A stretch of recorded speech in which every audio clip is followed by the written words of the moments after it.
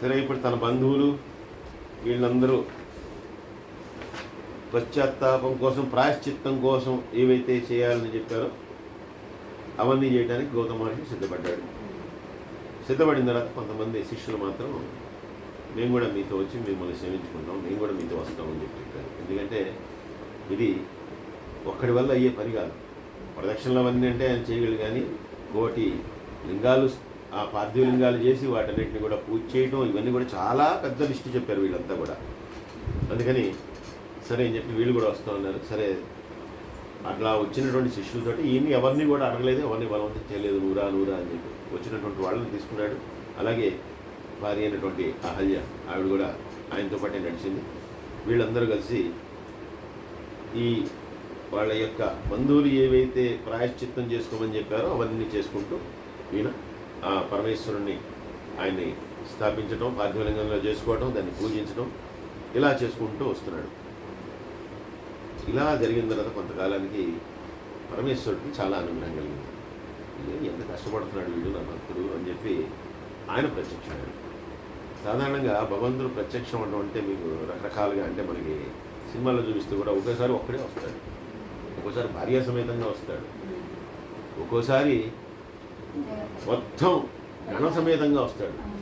అంటే మనం కూడా చూడండి, ఎవరన్నా మొమాటను పిలిచారనుకోండి, ఆబ్లిగేషను ఏం చేస్తాం, ఒక్కళ్ళే వెళ్తాం.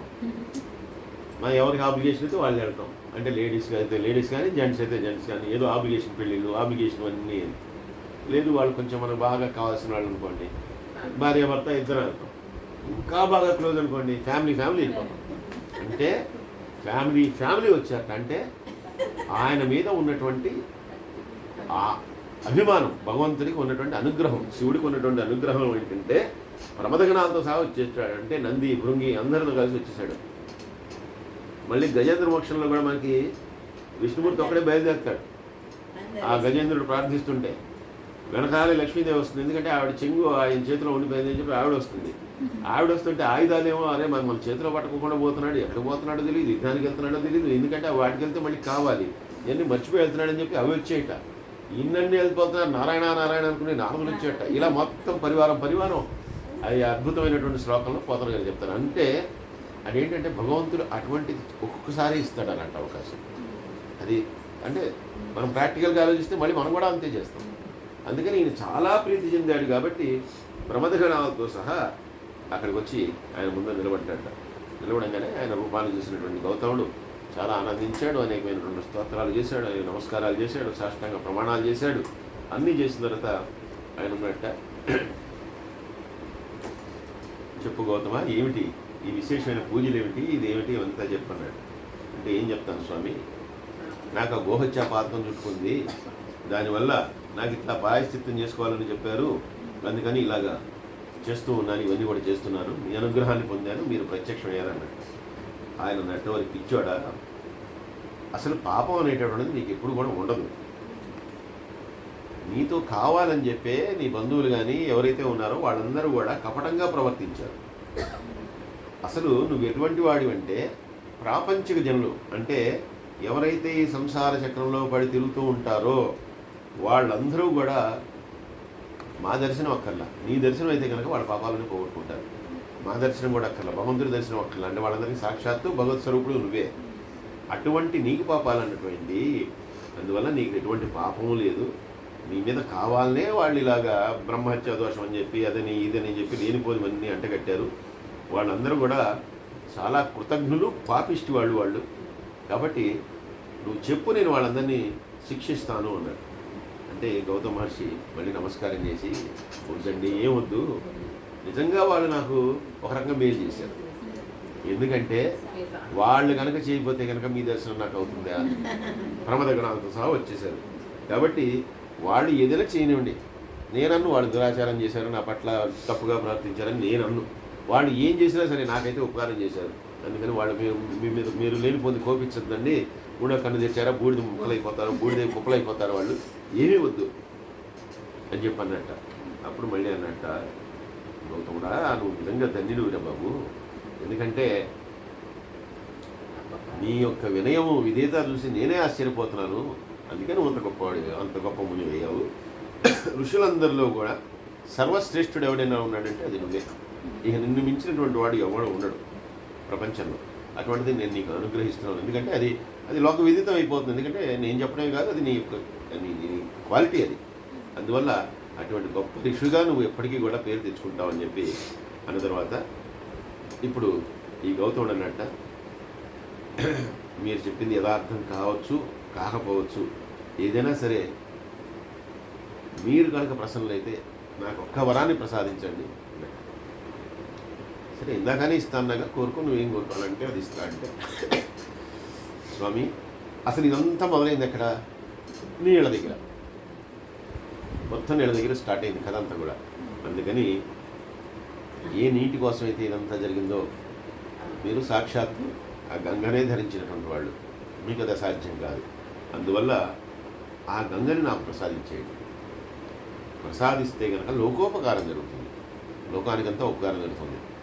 ఇప్పటికోసారి ప్రసాదించారు, భగీరథులు తీసుకొచ్చాడు, కానీ అదేదో ఉత్తరంలో తిరుగుతోంది, మాకు ఇక్కడ లేదు.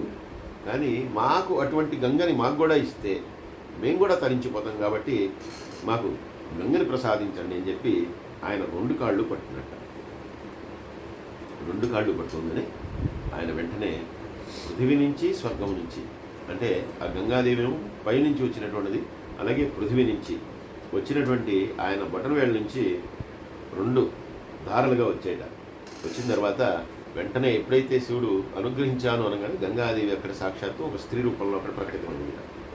ప్రకటితమైన తర్వాత వెంటనే ఈ మళ్ళీ గౌతముడు ఆవిడికి నమస్కరించి, మేమందరం కూడా చాలా గొప్ప ధన్యులమైపోయాం. ఎందుకంటే నీ రాక వల్ల ఇప్పుడు నువ్వు ఇక్కడ ప్రవహిస్తావు. నువ్వు ప్రవహించడం వల్ల మొట్టమొదటి స్నానం చేసేది నేనే.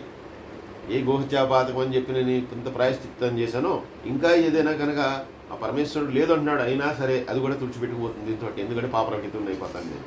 అలాగే నేను ఒక్కడే కాదు, మా జనులందరూ కూడా చక్కగా నీలో ఒక మునకేస్తే కనుక వాళ్ళందరూ కూడా వాళ్ళ పాపాలని ప్రక్షాళన చేసుకుంటారు. కాబట్టి అమ్మ నీ రాక నాకు చాలా సంతోషంగా ఉంది అని చెప్పి వీళ్ళందరూ కూడా అన్న తర్వాత ఆ పరమేశ్వరుడు కూడా అంట, నువ్వు ఇక్కడ జనులందరినీ కూడా పవిత్రం చెయ్యి, అలాగే 28వ కలియుగం వచ్చే వరకు కూడా నువ్వు ఇక్కడే ఉండు, అప్పటిదాకా నువ్వు ఇక్కడే ఉండు అని చెప్పి ఆయన గంగతో అన్నట్ట. 28వ కలియుగం అంటే 1, 2, 3, ఇప్పుడు కృష్ణుడు కూడా మనకు వచ్చినటువంటి ద్వాపరయుగం ఏదో చూసారు, 26, 27 అని చెప్తారు. అప్పటిదాకా ఇక్కడ ఉండు, భూమి మీదే ఉండాలి నువ్వు అని చెప్పి చెప్పాట. అన్న తర్వాత గంగాదేవి అందుక, బాగానే ఉంది, నువ్వు నన్ను ఉండమంటున్నావు, నేను ఉంటా, అయితే మీరు కూడా అంబికాదేవితోటి, నాతో కాదు, నాతో అని అంది ఆవిడ, మీరు కూడా అంబికాదేవితోటి గణాలతో పాటు ఇక్కడే ఉండిపోండి, మీరు ఉండిపోండి నేనే ఉండిపోతున్నాను అనేసరికి ఆయన అన్నట్ట, తప్పకుండా ఇప్పటికీ కూడా నువ్వు నా నుంచి వేరు కాదు ఇప్పుడు, ఎందుకంటే నిన్ను నా శిరస్సు మీద ధరించాను. సరే ఇప్పుడు నువ్వు అడిగింది ఏమిటి? నేను కాకుండా ఇప్పుడు వీళ్ళు కూడా గణాలు, ఆయన భార్య ఆయన నుంచి వేరు కాదు, అర్ధనారీశ్వరుడు కాబట్టి నేను కూడా ఇక్కడే ఉంటాం, నువ్వు కూడా ఇక్కడే స్థితురాలు కా అని చెప్పి అన్న తర్వాత గౌతమ మహర్షి కానీ అక్కడ ఉన్నటువంటి మిగిలినటువంటి ఆయన ప్రశిష్యులు కానీ వీళ్ళందరూ కూడా గంగాదేవిని కానీ ఆ పరమేశ్వరుని కానీ వాళ్ళందరూ కూడా చాలా రకాలుగా భగవంతుని వాళ్ళందరూ కూడా స్తుతించారట. గంగాదేవిని, పరమేశ్వరుని, వీళ్ళందరినీ స్తుతించారట. స్తుతించిన తర్వాత అప్పుడు కొంతమంది మళ్ళీ ఋషులు, దేవతలు, సిద్ధులు వీళ్ళందరూ కూడా అక్కడికి వచ్చారు.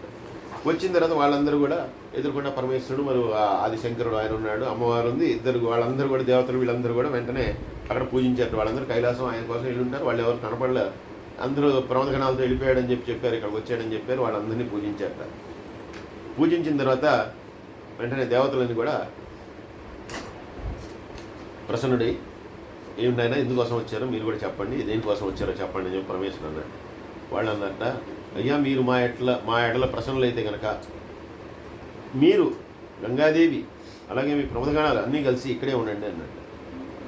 అంటే వీళ్ళకి ఆల్రెడీ అది పరమేశ్వరుడు ఒప్పేసుకున్నాడనే సంగతి వీళ్ళకి మధ్యలో వచ్చి మళ్ళీ ప్రశ్నలు అడిగినట్టు మళ్ళీ మొదలుపెట్టారు. అప్పుడు పరమేశ్వరుడు ఇంకేం మాట్లాడలేదు, కానీ గంగాదేవి అందుక అందరికీ హితంను కూర్చడం కోసమే పరమేశ్వరుడు ఆ మాట ఇందాకనే చెప్పాడు, గౌతముడికి అనుగ్రహించాడు ఆ వరాన్ని. అంతేకాదు నేను కూడా ఉంటున్నాను, అమ్మవారు కూడా ఇక్కడే ఉంది, అందరూ ప్రమదగణాలు కూడా ఇక్కడే ఉంటాయి. అయితే ఇప్పుడు నేను మీకు కండిషన్ పెడుతున్నా, మీరు అడిగారు కదా, అందుకని మీరందరూ కూడా దేవతలు, సిద్ధులు, యోగులు ఎవరైతే వచ్చారో మీ అందరూ కూడా ఇక్కడే ఉండండి. మరి మమ్మల్ని అందరూ ఉండమంటున్నారు కదా, మీరు కూడా ఇక్కడే ఉండండి, అందరం కలిసి ఇక్కడే ఉన్నాం అంటున్నారు. అనగానే అప్పుడు వాళ్ళన్నట్ట తప్పకుండా ఉంటామమ్మా. అయితే ఎప్పుడైతే దేవగురువు అయినటువంటి బృహస్పతి సింహరాశిలో ఉంటాడో, అంటే మనకి గ్రహాలన్నీ కూడా సంచరిస్తుంటాయి, అవన్నీ కూడా ఒక్కొక్క గ్రహం అలా తిరుగుతూ వేరే గ్రహంలోకి ప్రవేశిస్తుంటుంది. అలా వచ్చినప్పుడు తప్పకుండా మేము ఇక్కడే ఉంటాం, మేమందరం కూడా ఇక్కడికి వచ్చేసి ఉంటాం. ఉన్న తర్వాత ఇంకా మేమందరం దేవతలు వీళ్ళందరూ ఉన్న తర్వాత ఇంకేమవుతుంది, అది అత్యంత పవిత్రమైనటువంటి క్షేత్రంగా అయిపోతుంది. ఎందుకంటే వాళ్ళందరూ కూడా వచ్చినటువంటి వాళ్ళు స్నానం చేస్తారు, పూజలు చేస్తారు, వాళ్ళందరూ కూడా మనకు కనపడకుండానే వాళ్ళందరూ కూడా అర్చిస్తూ ఉంటారు. కాబట్టి శివుని ప్రీతి కోసం, సమస్త లోకాలని అనుగ్రహించడం కోసం తప్పకుండా మేము కూడా వస్తాం. అందువల్ల గురువు సింహరాశిలో ఉన్నంతకాలం కూడా మేము ఇక్కడే ఉంటాం. ఇక్కడే ఉండి త్రికాల సంధ్యల్లో కూడా స్నానం చేసి, త్రికాలాల్లో కూడా స్నానం చేసి సంధ్యావందనం చేసుకుని ఆ భగవంతుడిని దర్శించుకుంటాం, మేమందరం కూడా ఆనందిస్తాము. కాబట్టి మేము కూడా ఉంటాము అని చెప్పి అన్న తర్వాత ఈ రకంగా గౌతమ మహర్షి చేసినటువంటి ఒక్క పని వలన దేవతలు, గంగాదేవి వీళ్ళందరూ కూడా వచ్చి ఆ త్రయంబకేశ్వరం అనేటటువంటి ప్రదేశంలో కూర్చున్నారు. ఇలా వచ్చినటువంటి, అంటే ఇప్పుడు గంగ వచ్చింది, మరి పాతాళం నుంచి వచ్చినటువంటి నదే గౌతమి. అంటే గౌతముడు ఈయన పేరు కాబట్టి గౌతమి అనేటటువంటి పేరుని దానికి ఇచ్చారు. అదే అఖండ గోదావరి. అందుకనే మనకి నదుల్లో గంగాదేవికి ఎంత విశిష్టత అయితే ఉందో, మనకి మన ప్రాంతంలో ఉన్నటువంటి నదుల్లో అటువంటి విశేషమైనటువంటి నది ఏంటంటే గోదావరి నది. ఆ రకంగా గోదావరి నది అనేటటువంటిది ఉద్భవించింది. ఈ త్రయంబక లింగము ఏదైతే ఉందో, ఆ త్రయంబక లింగము ప్రమదాది గణాలతో కలిసి అంబికా సమేతుడే ఆ పరమేశ్వరుడు ఉన్నటువంటి స్థలం, పక్కనే గంగాదేవి. అలాగే ఈ దేవతలందరూ కూడా ఎప్పుడైతే అక్కడ పుష్కరాలు వస్తాయో అప్పుడంతా ఆ దేవతలందరూ కూడా అక్కడ నివాసం ఉండేటువంటి స్థలం, సిద్ధులు, చారణులు వీళ్ళందరూ వచ్చేటటువంటి స్థలం. అంతేకాకుండా మహానుభావుడు ఎవరి దర్శనమాత్రం చేత మనం మన యొక్క పాపాలన్నింటినీ కూడా నివృత్తి చేసుకోగలుగుతామో అటువంటి పవిత్రమైనటువంటి స్వరూపుడు మహర్షి గౌతమ మహర్షి యొక్క ప్రయత్నం వలన వచ్చినటువంటి ఆ లింగము. కాబట్టి ఈ త్రయంబక లింగానికి అనేకమైనటువంటి విశేషములు ఉన్నవి.